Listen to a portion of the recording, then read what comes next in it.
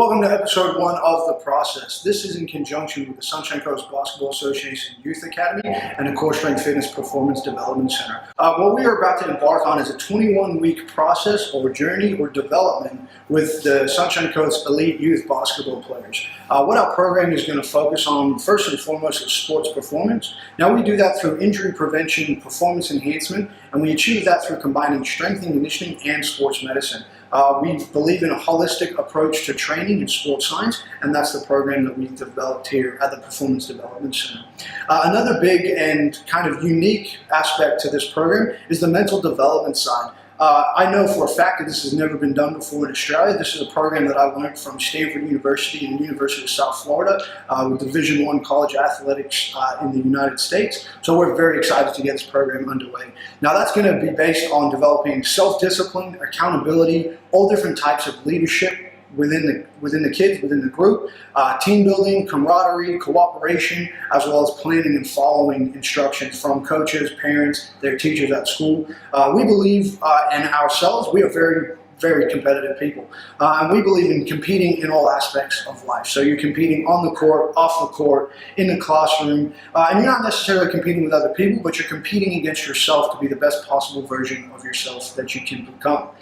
So we're really excited about this. We're ready to get it going. This is episode 1. You'll see a presentation that I did for the parents to get these kids signed up to the program. So I'm going to go into much more depth and detail about our approach and philosophy and what we're going to do with these kids. This is episode 1 of The Process. We've called it The Process because once you believe and buy into the process, the outcomes and results speak for themselves.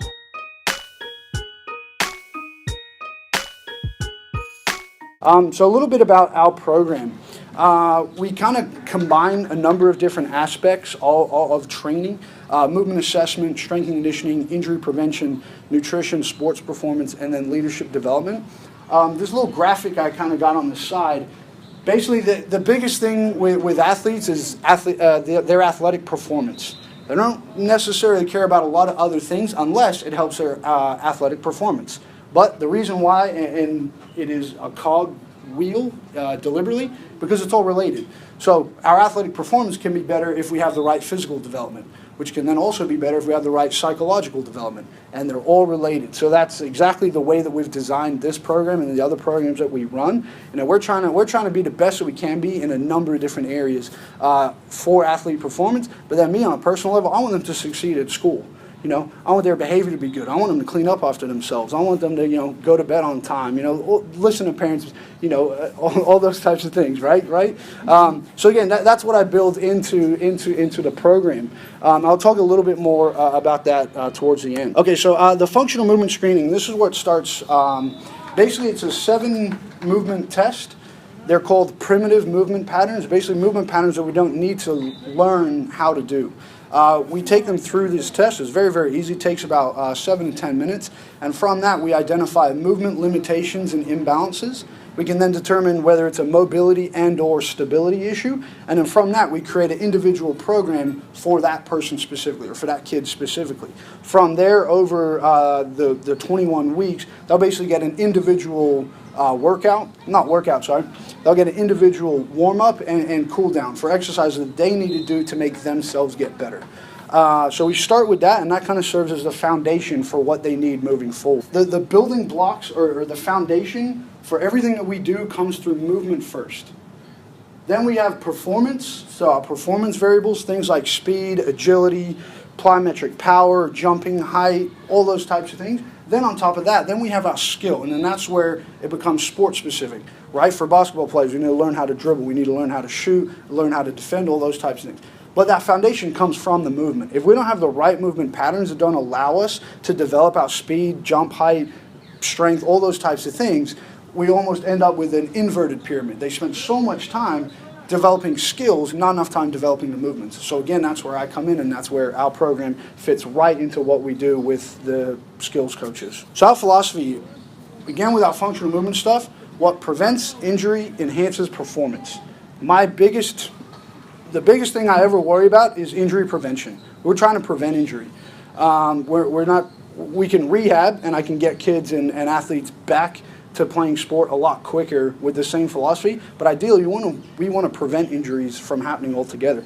And again, in a couple of slides, you'll see why that's so important and how we've actually done it. Why does bad technique matter? Well, it matters because it manifests into the performance of whatever it is that we do. We might not necessarily be an athlete, but if we have low back pain and we're sitting down at a desk all day, that's a performance. A performance is sitting down at a desk all day. So we need to train for our performance or for our function.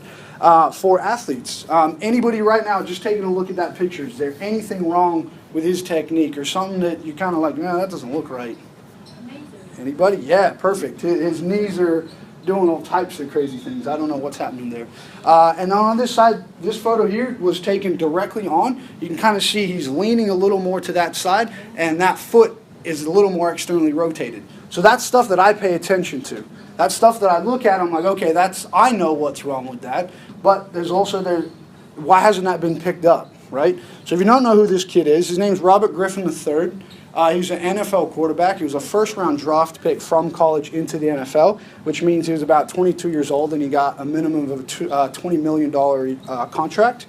Heisman Trophy winner, so he was a #1 college player that year. And he was also a track star, too. He won a number of championships in track running and stuff. So this kid is an athlete, right? Like he's, I was growing up, I'm watching guys like this, like, man, he's awesome. The problem, he's always injured. Always injured. And what's always injured? His knees, his ankles, stuff that we just picked up right now, just from looking at a picture, right? They're patterns to what we do. That's what we talk about, movement patterns. We try and identify that, and then we need to train it. So the problem is that this year, he got benched, he didn't play a single game, and he's probably going to get traded. So cool, he's got a whole bunch of money, but he's not playing anymore. And then I get frustrated, okay, as a strength coach that's had him along the way, they've inadvertently hurt a kid's dream, right? He's not playing because he didn't have the right physical development from the beginning. So here's the evidence. So this is the program that I came through. Stanford University, like I said, very successful academically and also performance-wise. The year I was there, they finished top 10 in the nation. We look at the numbers. Shannon Turley, who's the strength and conditioning coach there, he started in 2007. So I'll talk about this here in a second, but he started in 2007. Since then, and when this article was written, I believe in about 2013, he'd reduced the games missed due to injury by 87%. That's in a full contact sport. American football, very similar to rugby. These guys are running at each other violently, right? Almost trying to hurt each other, but injuries happen a lot. And he reduced the rate of injury by nearly 90% in a full contact sport. So I look at that, and the coaches that I've worked with through that philosophy, it's like, man, teams, athletes in non-contact sports shouldn't be getting injured at all. So, well, guess what? They don't have to be. So the mental development side of things, this is what I get really excited about. This is kind of a program that I've handwritten. I've had great success with it. We run a youth group for at-risk teens at the gym as well. So basically it's a leadership development manual. We'll go through over certain weeks. They'll have homework, but it's not like, school homework where they're not going to enjoy it. They're going to enjoy reading about these things. They should get excited about this kind of stuff. We're going to go over things like team building styles and techniques, various different leadership models. Now, leadership isn't always you need to lead the entire team and you got to talk the most and, be outgoing and this and that. You might be the quiet kid in the corner that's just going to lead yourself and hold yourself accountable to doing the right things. That's cool. That's a type of leadership, right? Lead by example, which again we'll explore and I'll talk about to the kids. Various different motivational styles, whether they're motivated extrinsically by external reward or they're just they enjoy the challenge and they're more internally motivated, which again, there's no right or wrong. We just need to explore the differences. As soon as the sooner the kids can understand which one they are, then it's much easier to develop moving forward. Basically, after the program, after the 21 weeks, what are the kids going to get? They're going to be competitive. They already are competitive, right? That's why they're coming to the academy in the first place. But they're going to be competitive in all aspects of life. Like I said, I want them to want to achieve well in school, to want to get good grades, right? You don't have to be the highest. I never was, but I always tried to be. And that was fostered from my parents and my upbringing and stuff like that. But those little things we've incorporated into the program. So they're going to be competitive. They're going to be competitive on the court. They're going to want to achieve things. They're going to be coachable. And I've got, again, coachable on court, at home, and in the classroom. They will listen to authority. They'll question it, but I'm going to teach them how to question it in a respectful manner, right? You give them, hey, why are you doing this? Because I said so. Well, we can open up a line of communication that's a little more effective than that. I will teach them every single step along the way why we're doing something. You give a kid the why, then they can fill in the rest. They'll understand, okay, I'm doing this because this is going to benefit myself. So then you get that buy-in a lot quicker, which then again works for working with teams, even on the court, right? So things like that. They're going to be coachable. They're going to be hungry. They're going to be hungry to start achieving some of these things. They'll finish at the end of that 21 weeks. Thanks, Mom. Thanks, Dad. I appreciate that. Now, what can I do next, right? They'll want to go to that next level, yeah? And again, ready. They'll be ready to take that next step, whether that's to go rep to state, state to national, national to international. Whatever it might be, that's what we're trying to take on, right? So again, thanks for your time, guys. We appreciate you coming out. I understand it's a big commitment from the parents, too. So the kids will understand that, and they will appreciate it, I promise. Cool. Thank you, guys. Thank you for your time.